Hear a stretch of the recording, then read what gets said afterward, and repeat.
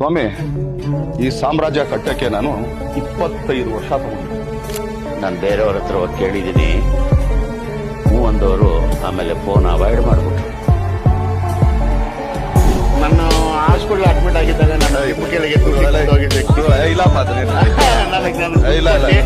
ಸಹಾಯ ಮಾಡಿದ್ರೆ ಇಲ್ಲ ಪೇಮೆಂಟ್ ಅಂತ 5,000 ರೂಪಾಯಿ ದುಡ್ಡು ಕೊಡ್ಬೇಕಾಗಿರ್ತದೆ. ಅದು ಯಾವ ಪ್ರೊಡ್ಯೂಸರ್ ಅನ್ನೂ ಗೊತ್ತಿಲ್ಲ. ಆ ಪ್ರೊಡ್ಯೂಸರ್ ಹತ್ರ 5,000 ರೂಪಾಯಿ ಕಾಸು ಹೇಳಕ್ ಹೋದಾಗ ಕೂರ್ಸೋದಲ್ಲಿ ಚೇರ್ ತಲ್ಲಿ ಕೆಳಗಡೆ ಬೀಳ್ತಾರೆ. ಕಬ್ಬಾಳ ಕೊಡ್ತಾರೆ. ಡಿಯರ್ ಫ್ರೆಂಡ್ ದರ್ಶನ್ ಅವ್ರು ಸಿಕ್ಕಿದ್ರು ಸರ್ ಅಲ್ಲಿ.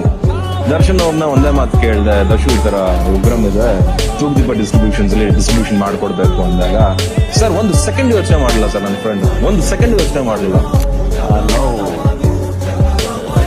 ನಾನು ಸ್ವಲ್ಪ ದಿನ ಇತ್ತಷ್ಟೇ ದರ್ಶನ್ ಅವರು ಹೆಲ್ಪ್ ಮಾಡಿದ್ರು. ಪಾಪ ಎಲ್ಲೋ ಇಟ್ಟಿದ್ದನ್ನ ಪಾಪ ಕೊಟ್ಟರು. ದರ್ಶನ್ ಅವರ ಹುಟ್ಟುಹಬ್ಬದ ಪ್ರಯುಕ್ತ ಇಲ್ಲಿ ರಕ್ತದಾನ ಶಿಬಿರವನ್ನು ಏರ್ಪಡಿಸಿಕೊಂಡಿದ್ದೀವಿ. ಅವರ ಅಭಿಮಾನಿಗಳು ತುಂಬಾ ಉತ್ಸುಕತೆಯಿಂದ ರಕ್ತದಾನ ಮಾಡ್ತಾ ಇದ್ದಾರೆ. ಸುಮಲತಾ ಅವರ ಗೆಲುವಿಗೋಸ್ಕರ ದರ್ಶನ್ ಅವರು ನನ್ನ ತಾಯಿಯಿಂದ ಜೊತೆಲಿದ್ದಕ್ಕೆ ಇವತ್ತು ನನ್ನ ಮಾನಸಪುತ್ರ, ನನ್ನ ಸ್ವಂತ ಮಗ, ನನ್ನ ಮಗನಿಂದ ಹೆಚ್ಚು ಸಂಬಂಧವೇ ಮಾತಾಡ್ತಾರೆ.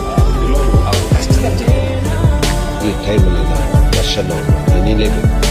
ಅವರು ಮಾಡಿದಂತಹ ಆ ಟೈಮ್ನ ಸಹಾಯ ನನಗೆ ಭಾಳ ಹೆಲ್ಪ್ ಆಗಿ ನಾನು ತ್ರಿವೇಣಿ ಸಂಘಕ್ಕೆ ಹೋಗಿ ನನ್ನ ತಂದೆ ಆಸ್ತಿಯನ್ನು ಪಡೆಯಬೇಕಾಯಿತು. ಇಟ್ಸ್ ನಾಟ್ ನಿನ್ನೆ ಮೊನ್ನೆ ಇವತ್ತು ಮನಗಿದ್ ನಾಳೆ ಬೆಳಿಗ್ಗೆ ನಾನು ಸಾರದ 25 ವರ್ಷದ ನನ್ನ ಶ್ರಮ. ಆಲ್ ಈ ಸೆಡ್ ವಾಸ್, ನಿನ್ಗೆ ಯಾಕೆ ಮಗ ನಾನು ಇದೀನಿ, ನಿನ್ಗೆ ಯಾಕೆ ನಾನು ಪ್ರಮೋಟ್ ಮಾಡ್ಕೊಡ್ತೀನಿ, ನಿನ್ಗೆ ಏನ್ ಬೇಕು ನಾನು ರಿಲೀಸ್ ಮಾಡಿಸ್ಕೊಡ್ತೀನಿ ಪಿಕ್ಚರ್ನ ಅನ್ಬಿಟ್ಟು ಅವತ್ತು ಸಪೋರ್ಟ್ ಮಾಡಿ he actually stood by with us for the ಮಂಗಳಮುಖಿ ಅವರು ಬಾಯಲ್ಲಿ ಒಂದು ಸತ್ಯ ತಿಳ್ಕೊಂಡೆ.